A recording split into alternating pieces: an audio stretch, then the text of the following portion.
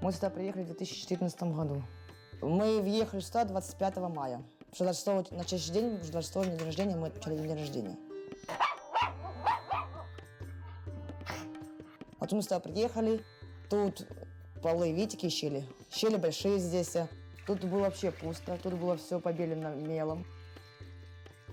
Прийняли їх у травні місяці 2014 року одними із перших переселенців. Прийняли дуже тепло, в тому числі ті самі сусіди.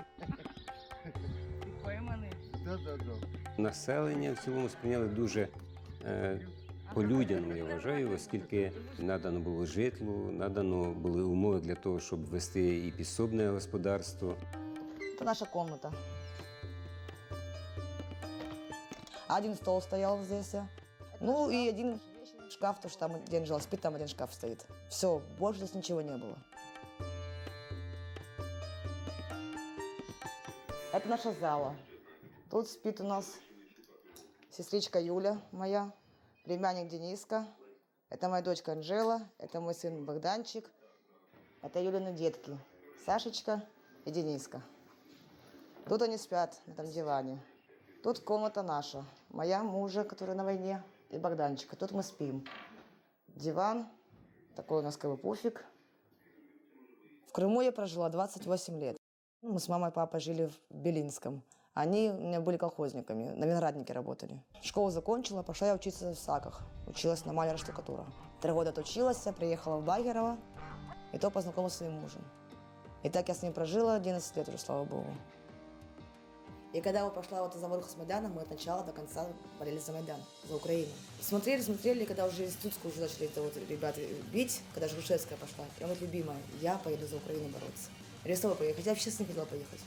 Он говорит, здрасте, а ребенок? Ну вот муж вернулся в Крым и говорит, любимая, Крым будет Россией.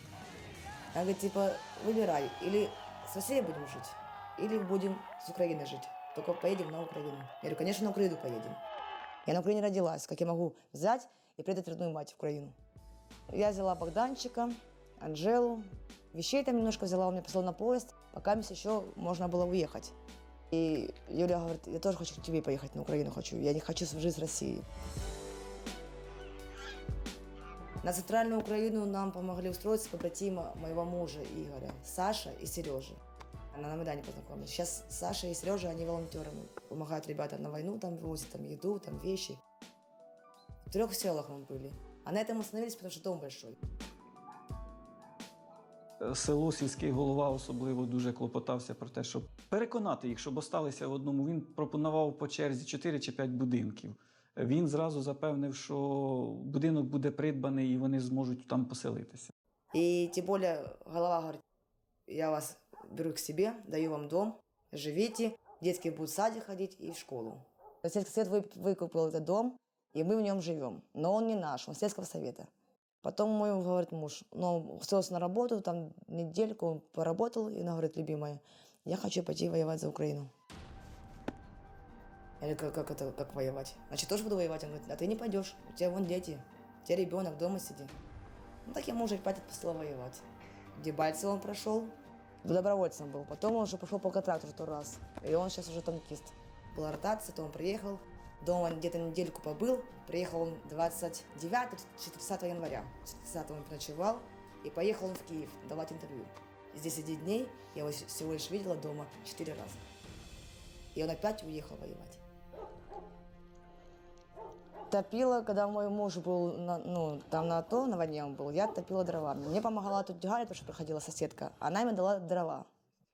Потом, когда мы уже пришли, так уже немножко ужились, я сразу пошла на работу с Юлей. Я работала на предприятии «Золотое яйцо», фасовщицей, фасовала яйца. Единичку, там, 2, клеили, этикетки. И слаживала коробки, разлаживала.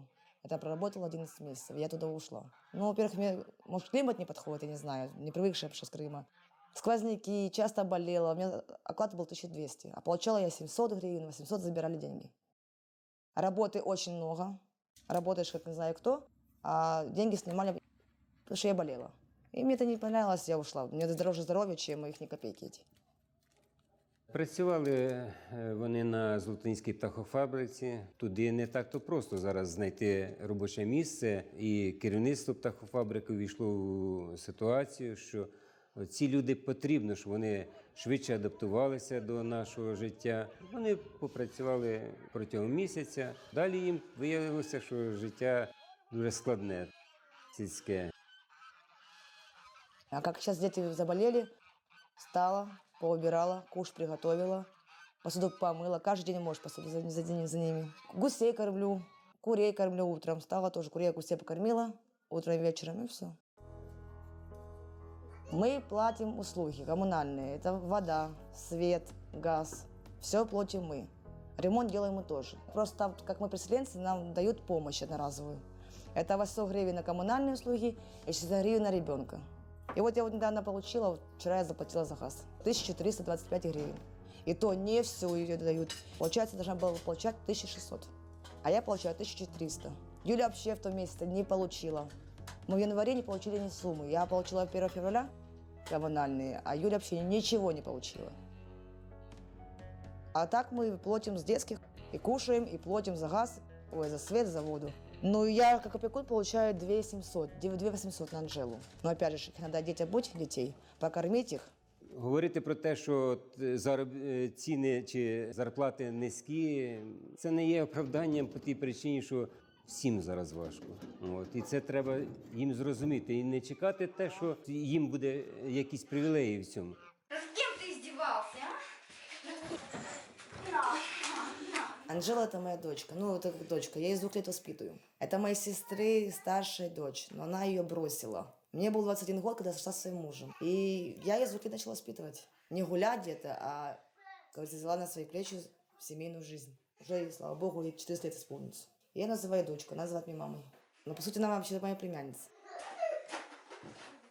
Раді були тому, що до нас прибула багатодітна сім'я, оскільки кожна дитина для невеличкого села – це і шкільні континенти. Тому ми відразу ж запропонували тому, щоб діти прийшли навчатися в школу. Проте в них дещо процес такий акліматизації трошки затягнувся.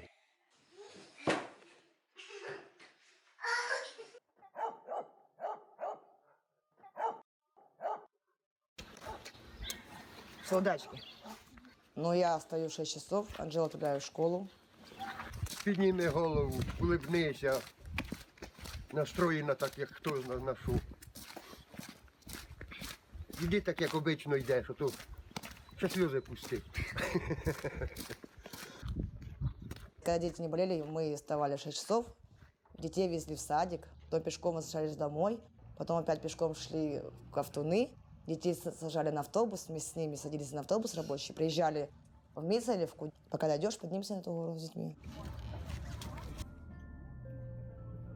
Ну, у Анжели по документах, як передивлятися особову справу, то їй, мабуть, найбільше із усіх досталося по тій причині, що вона менше мала контакту із своєю матір'ю. Негаразди сімейні, які там у них були, вони прослідковуються по документах. Показали, що вона вже із самого початку мала затруднення, великі затруднення в навчанні. Проблемною була дитиною. Дитина дуже багато пропускає уроки. Тому, звичайно, і проблеми з навчанням. Ну, просто я с самого детства хочу быть или адвокатом, или гинекологом. Но больше всего я хочу быть адвокатом.